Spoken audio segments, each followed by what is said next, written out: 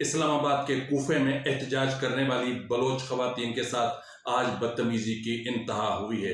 उस वक्त पंजाबी दानिश्वर के इंसानी अकदार को सांप क्यों सूख जाता है जब बलूचिस्तान में कत्ताल चल रहा होता है। सरफराज बुगटी साहब के उनकी सेक्रेटेरिएट के दो आला अफसरान ने एक गैर मुल्की खातून को जिनसी ज्यादती का निशाना बनाया। आप इस्लामाबाद में क्या कर रहे हैं बलोच खवातीन के साथ? किस तरह उन्हें तौहीन और तजलील का सामना है। एक मरहला ऐसा आया, बंगालियों ने कहा इनफ इज इनफ। मुझे डर है कि किसी दिन बलूचिस्तान के हर कोने से एक आवाज है कि इनफ इज इनफ।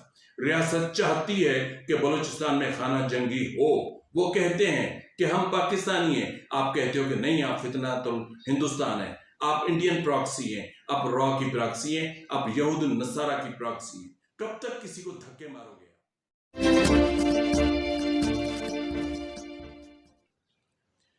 बिस्मिल्लाहिर्रहमानिर्रहीम। अस्सलाम वालेकुम नाज़रीन, ये फरवाज एनबी न्यूज़, मैं हूं आपका मेज़बान नवाज भुट्टो। बलोच खवातीन को इस्लामाबाद बदर करने के तमाम इंतजामात मुकम्मल कर लिए गए हैं। इस्लामाबाद के कूफे में एहतजाज करने वाली बलोच खवातीन के साथ आज बदतमीजी की इंतहा हुई है। उन्हें धक्के दिए गए और नेशनल प्रेस क्लब की तरफ जाने से रोक दिया गया। इसकी तफसीलात भी मैं आपको बताऊंगा और फिर हम बात करेंगे कि 365 दिनों में 480 अफराद को कत्ल करते हो और कहते हो कि बलूचिस्तान में अमन नहीं होता। 365 दिनों में 830 लोगों को जबरी तौर पर लापता करते हो और कहते हो कि बलोच एहतजाज करते हैं। एहतजाज न करें तो क्या करें? सरदार अख्तर जान मेंगल को क्वेटा से दुबई जाने वाली फ्लाइट से उतार दिया गया। अख्तर जान मेंगल के साथ ये जो कुछ हो रहा है उसकी वजूहात क्या है वो भी मैं आपको बताऊंगा और फिर हम बात करेंगे वजीर आला बलूचिस्तान सरदार सरफराज बुगटी के सूबे के दो अहम तरीन वाकयात की। एक तो ये है कि आपको पता होगा कि सोशल मीडिया पर वीडियो वायरल है जिसमें एक खातून को और उसके अलावा उसके शोहर को कत्ल करते दिखाया गया है और खातून जिस बहादुरी से गई है और जिस तरह उसे कत्ल किया गया है और इस कत्ल पर जिस अंदाज में बलूचिस्तान हुकूमत और बलूचिस्तान हाई कोर्ट और चीफ जस्टिस के सुप्रीम कोर्ट ने खामोशी अख्तियार कर रखी है, ये इंतहा से बड़ा शर्मनाक तरीन एक मरहला है।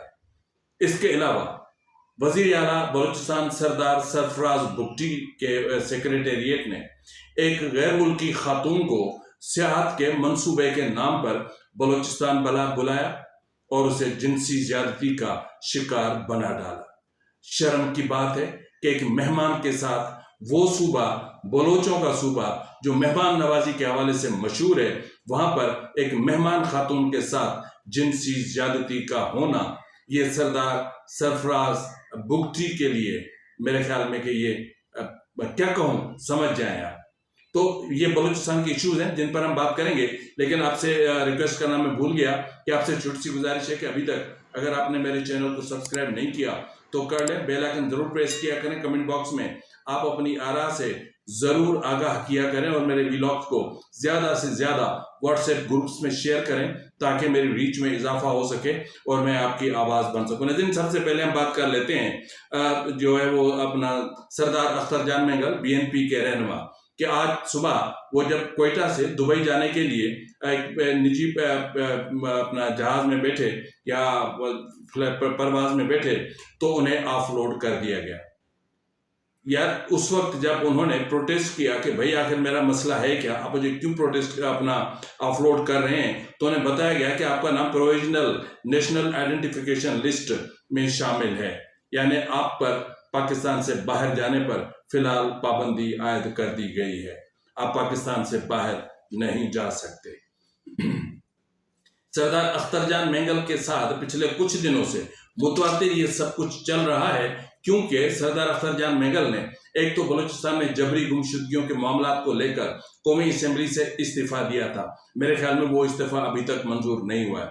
उसके बाद फिर BYC की क़यादत बिलखुसूस खवातीन यानी डॉक्टर मारहन बलोच, बीबो बलोच और गुलजाबी बलोच की गिरफ्तारी के बाद उन्होंने एक लॉन्ग मार्च का ऐलान किया।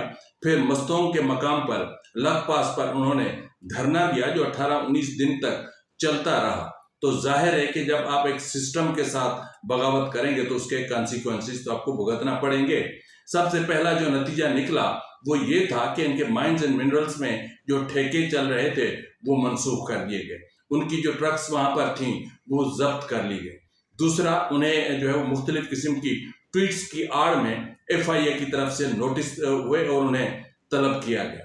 इसके बाद जो हुआ वो ये है कि जो है वो जाहिर है कि अख्तरजान मेंगल ने रिसेंटली, आपने देखा होगा कि माइंस एंड मिनरल एक्ट को भी बलूचिस्तान से अपना हाई कोर्ट में चैलेंज किया था। तो जब आप माइंस एंड मिनरल एक्ट को चैलेंज करेंगे तो फिर इस तरह की चीजें तो होंगी। और फिर अब ये हुआ है कि उनके बैरून मुल्क जाने पर ही पाबंदी लगा दी गई है, यानी बलूचिस्तान में मुकम्मल तौर पर सियासी जो एक्टिविटीज होती हैं उन पर मुकम्मल तौर पर पाबंदी है। पहले इजहार राय पर पाबंदी, बोलने पर पाबंदी, लिखने पर पाबंदी, सोचने पर पाबंदी, फिक्र पर पाबंदी, और अब पाकिस्तान से बाहर जाने पर भी पाबंदी लगा दी गई है। और ये बहुत एक तशवीशनाक मामला है कि आगे चल के इसके जो मामलात हैं वो बहुत खतरनाक निकल सकते हैं। इसके अलावा आज आप देख रहे होंगे एक वीडियो वायरल है, एक खातून को गोली मारी जा रही है। इससे पहले एक जिरगा हुआ और असल में मसला ये था कि जो खातून है इन्होंने अपनी मर्जी से शादी की थी और इस जिरगे ने फैसला किया कि लड़के और लड़की को कत्ल कर दिया जाए। लड़के को कत्ल कर दिया गया, लेकिन इस लड़की के कत्ल की वीडियो रिकॉर्डिंग हुई। अव्वल तो जिरगा गैर कानूनी और गैर आईनी था, उसके बाद फिर किसी के कत्ल का हुक्म देना उससे भी बड़ा, सबसे बड़ा एक गैर कानूनी कदम था। उसके बाद जिस तरीके से उस लड़की को लेकर आया गया और जिस तरीके से उसको गाड़ी से उतारा गया और जिस तरीके से वो अपने पांव पर चलकर मकतल पहुंची और जिस जुर्रत और बहादुरी के साथ, ना वो लड़खड़ाई, ना वो गिड़गिड़ाई, ना वो किसी के पांव में पड़ी, ना किसी के हाथ जोड़े, ना किसी की मिन्नत समाजत की, ना किसी के सामने आंसू बहाए और उसने जाके अपना मौत को गले लगा लिया। इससे अंदाजा होता है कि इश्क कितना खुदसर होता है, इश्क इंसान को किस तरह बागी बना देता है, फिर वो चाहे इश्क धरती से हो या फिर किसी इंसान से हो। तो इस वक्त ये जब ठीक है, बलूचिस्तान जो दीगर मामला हैं उनमें रियासती अमल दखल है, लेकिन इसमें तो रियासत नहीं है। इसमें तो सरफराज भुगती बता सकता है कि भाई मैं वजीर आला हूं। तो एक सूबे में इतना बड़ा गैर आईनी और गैर कानूनी कदम उठा दिया गया, दो इंसानों को, निहत्ते इंसानों को, और वो भी उनको जो रिश्ता अज़दवाज में मुंसलिक हो चुके थे, उनका कत्ल इस मुल्क के लिए नहीं, इस सूबे के लिए नहीं, इस मुल्क के लिए नहीं, इस मुल्क के निज़ाम अदल के लिए भी बाइसे शर्म है, बाइसे निदामत है। मैंने समझा कि chief justice Balochistan high court इस पर 184(3) के तहत कार्रवाई करेंगे, लेकिन कुछ नहीं हुआ। फिर मैंने सोचा कि शायद सुप्रीम कोर्ट इस मामले का नोटिस ले ले, सो मोटो ले ले, क्योंकि 184(3) का प्रोविजन मौजूद है, लेकिन नहीं हुआ। मैंने सोचा कि शायद सरफराज भुगती इस पर कोई बहुत बड़ा करें, क्योंकि वीडियो में सबको देखा जा सकता है और उनकी निशानदेही की जा सकती है और उन्हें उनकी शनाख्त की जा सकती है, लेकिन ऐसा कुछ नहीं हुआ। लेकिन इसके साथ एक और चीज भी महसूस हुई कि जिस तरीके से इस मामले पर सबसे ज्यादा बलूचिस्तान, अपना पंजाब से एहतजाज किया जा रहा है कि बलूचिस्तान में निहत्ती लड़की को मार दिया गया, इससे अंदाजा होता है कि पंजाब के लोग बलूचिस्तान की खबरों में कितनी दिलचस्पी रखते हैं। लेकिन ये जो पंजाब के दानिश्वर, ये फलसफी, ये मुफक्किर, ये जो है वो मुसन्निफ उस वक्त क्यों नहीं बोलते जब बलूचिस्तान में बच्चे जबरी तौर पर लापता हो रहे होते?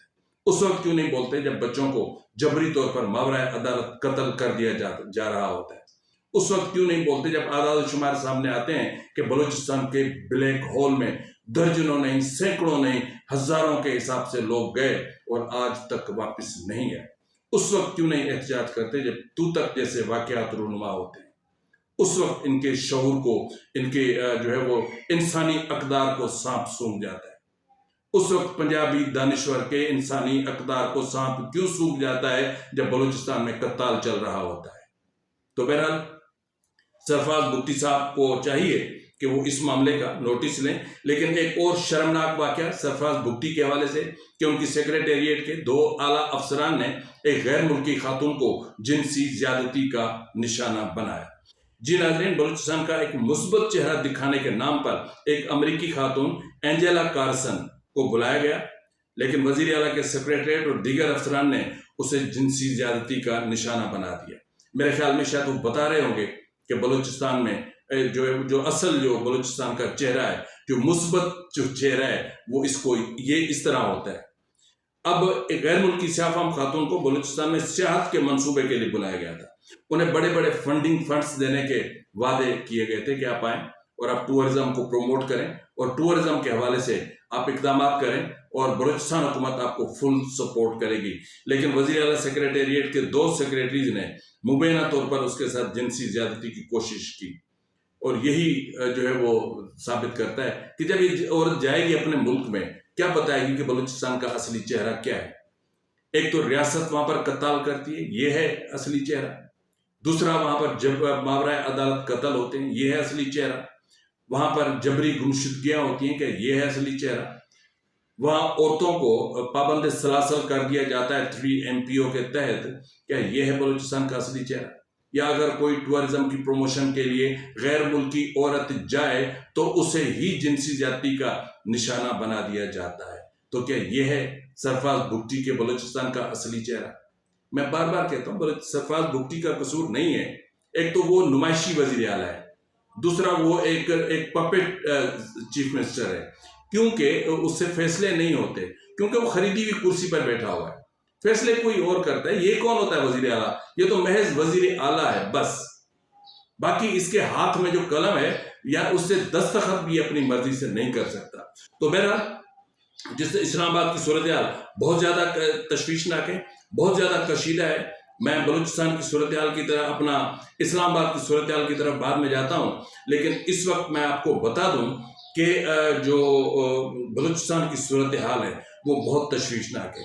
एक 2024 का एक आदाद शुमार जारी हुए हैं, उनमें बताया गया है कि पिछले साल 365 दिनों में तकरीबन 480 अफराद को बलूचिस्तान में मावराए अदालत कत्ल कर दिया गया था और 365 दिनों में 830 लोगों को जबरी तौर पर लापता किया गया। और ये सब कुछ जब आप करते हो, अब ये इनको अगर हम मिला दें तो तकरीबन ये 900 से ज्यादा बनते हैं। तो 900 एक साल में 900 खानदान बनते हैं और 900 खानदानों से जुड़े हुए अगर दूसरे रिश्ते देखें तो फिर ये हजारों खानदान बनते हैं। जब आप किसी एक शख्स को लापता करते हैं तो समझ लें कि आप दर्जनों खानदानों की मुखालफत को मोल लेते हैं।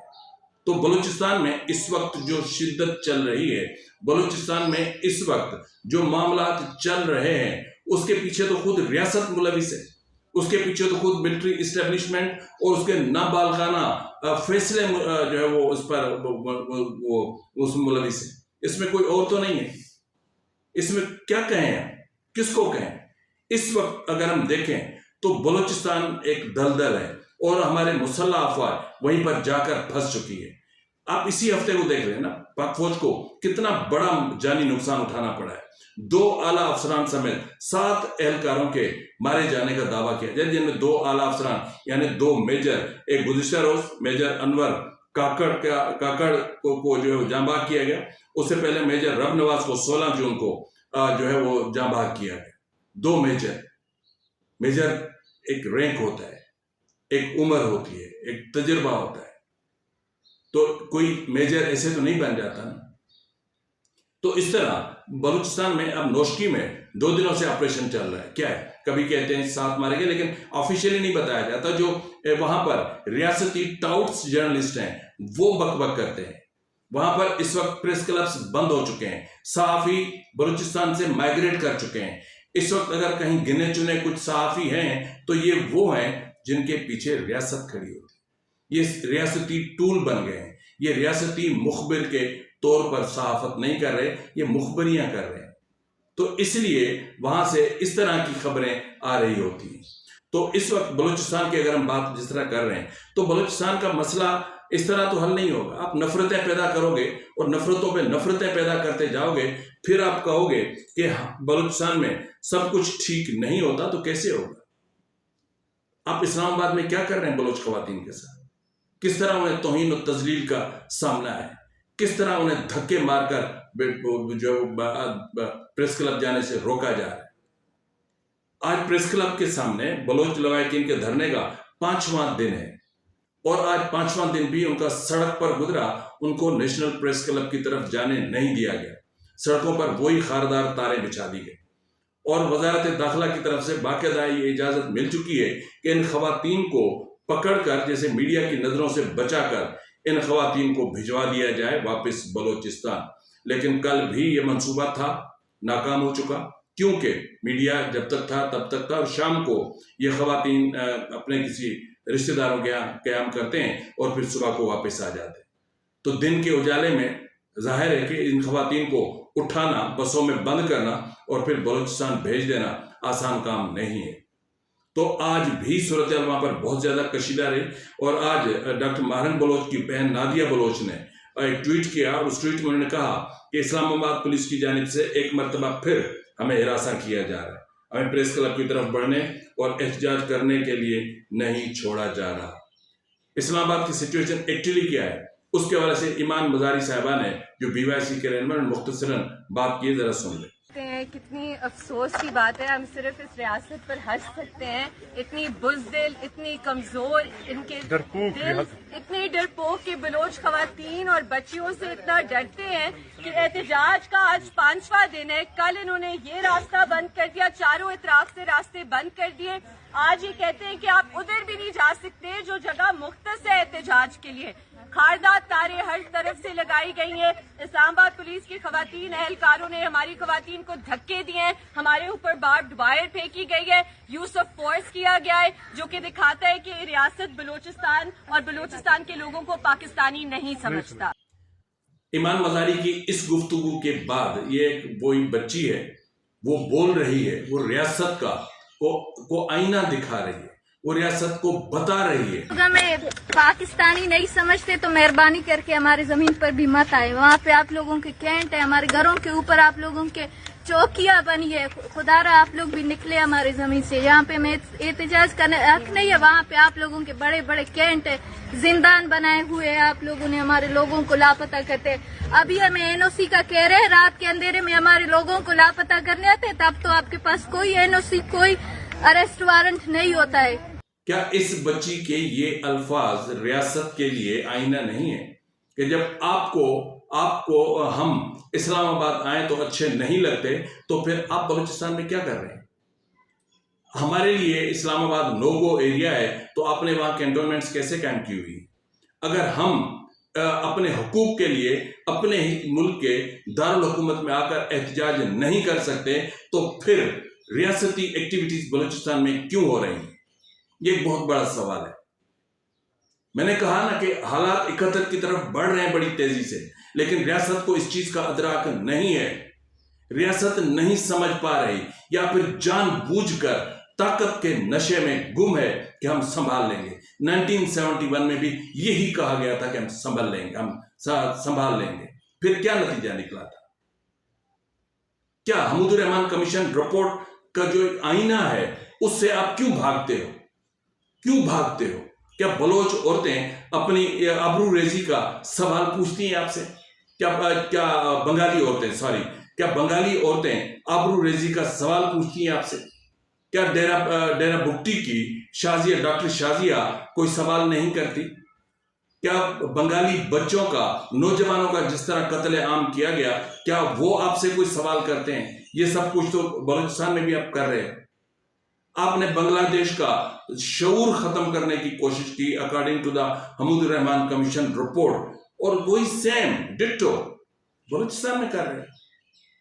और एक मरहला ऐसा आया कि बंगालियों ने कहा इनफ इज इनफ, लेकिन अब मुझे ऐसा महसूस हो रहा है कि रियासत बलूचिस्तान को जिस तरफ लेकर जा रही है, मुझे डर है कि किसी दिन बलूचिस्तान के हर कोने से एक आवाज है कि इनफ इज इनफ, क्योंकि मैं देख रहा हूं कि बलूचिस्तान बड़ी तेजी से खाना जंगी की तरफ बढ़ रहा है।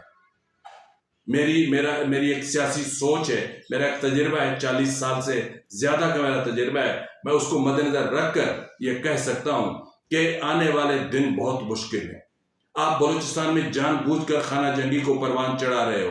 रियासत चाहती है कि बलूचिस्तान में खाना जंगी हो, तो क्यों हो? क्यों बलूचिस्तान के साथ सौतेली मां वाला सलूक कर रहे हो? क्यों ऐसा कर रहे हो? वो कहते हैं हम आइन को मानते हैं, आप कहते हो कि नहीं मानते हो। वो कहते हैं हम पाकिस्तान की पार्लियामान को मानते हैं, आप कहते हो कि आप नहीं मानते हो। वो कहते हैं कि हम पाकिस्तानी हैं, आप कहते हो कि नहीं, आप फितनातुल हिंदुस्तान है, आप इंडियन प्रॉक्सी हैं, आप रॉ की प्रॉक्सी हैं, आप यहूद नसारा की प्रॉक्सी हैं। वो कहते हैं कि हम अपने ही मुल्क की दारुल हुकूमत में इंसाफ लेने आ रहे हैं, तो आप कहते हो कि नहीं, आपका दारुल हुकूमत नहीं है। कब तक किसी को धक्के मारोगे आप? कब तक किसी की तौहीन, तजलील, कत्ल और जबरी गुमशुदगियां करेंगे? ना करें ऐसा। जैसा आइन आपने तो आइन को पता नहीं क्या बना दिया है। इस वक्त मैं बार बार कह रहा हूं, एक बार फिर कह रहा हूं कि पाकिस्तान में आइन मुकम्मल तौर पर मुअत्तल है। पाकिस्तान में आइन मुअत्तल है, बुनियादी इंसानी हुकूक की तमाम शिकें मुअत्तल हैं। बलूचिस्तान में मिनी मार्शल लॉ नाफिज है। बलूचिस्तान में आइन के आर्टिकल 245 के तहत फौज अपना काम कर रही है। इंसदाद दहशतगर्दी एक्ट में तरमीम के बाद बलूचिस्तान पूरे को एक कैंप बना दिया गया है जहां पर रियासत को अख्तियारात हासिल है, लामहदूद अख्तियारात, कि वो जो चाहे करते फिरें। तो इस तरह क्या मसाइल हल करने जा रहे हैं? क्या आपको पता नहीं कि ये नॉन काइनेटिक इशू है? जब आपको पता है कि ये नॉन काइनेटिक इशू है, तो फिर आप क्यों अपनी टांग अड़ा रहे हैं? क्या मतलब आपको बजट तो मिल रहा है ना, दिफा के नाम पे आप इतना सब कुछ तो कर रहे हो, फिर आप इतने बिजनेसेस चला रहे हो, इतने कारोबार चला रहे हो, अब तो आपके बैरून मुल्क कारोबार फैल रहे हैं, आपको और क्या चाहिए? ये मुल्क आप ही के लिए तो बना था भाई। पाकिस्तान, अब रियासत जो पाकिस्तान जो है, ये पाकिस्तान मिलिट्री इस्टेब्लिशमेंट के लिए बना था। ये पाकिस्तान इसलिए बना था कि एक मिलिट्री इस्टेब्लिशमेंट होगी जो इस पाकिस्तान में कारोबार करेगी। वो एनएलसी चलाएगी, वो एफडब्ल्यू चलाएगी, वो अस्करी बैंक्स चलाएगी, वो अस्करी लीजिंग चलाएगी, वो पेट्रोल पंप चलाएगी, वो कस्टम चलाएगी, वो इमिग्रेशन चलाएगी, वो सब्जियां उगाएगी, वो फल उगाएगी, वो ट्रैक्टर उगाएगी, वो बच्चों के पेम्पर बनाएगी, वो बच्चों के फीडर बनाएगी। क्या क्या बनाएगी यार, खुदा के वास्ते। इस मुल्क के आप मुलाजिम हो तो अपने आप को देखो और मुलाजिम बन के रहो। जबर से इस मुल्क पर हाकमियत आप करने की कोशिश कर रहे हो, लेकिन बखुदा जिस तरह मैंने कहा कि इश्क इंसान को नडर बना देता है। जिस तरह इस खातून को आप देख लें, क्या उसने कोई शिकायत की? क्या इस खातून ने कोई शिकवा किया? क्या इस खातून ने चीफ जस्टिस को कहा कि देख मैं मरने जा रही हूं, लेकिन तू अंधा है, गूंगा है, बहरा है, तो नहीं देख सकता? चाहे वो चीफ जस्टिस सुप्रीम कोर्ट का हो या बलूचिस्तान का। क्या मतलब हो? इश्क कोई भी हो, चाहे वो इश्क इंसान से हो या वो इश्क धरती से हो, धरती माँ से बड़ा इश्क और कोई ऐसा नहीं है जो इंसान को इस कदर नडर बना दे कि सूली पे लटक जाओ, गोलियों से भून दिए जाओ, कत्ल कर दिए जाओ, मार दिए जाओ, काट दिए जाओ, लेकिन फिर भी चेहरे पे एक मुस्कुराहट होती। फिर वक्त के लिए इतना ही, मिलते हैं प्रोग्राम में, तब तक इजाजत दीजिए। फिर हमारे लिए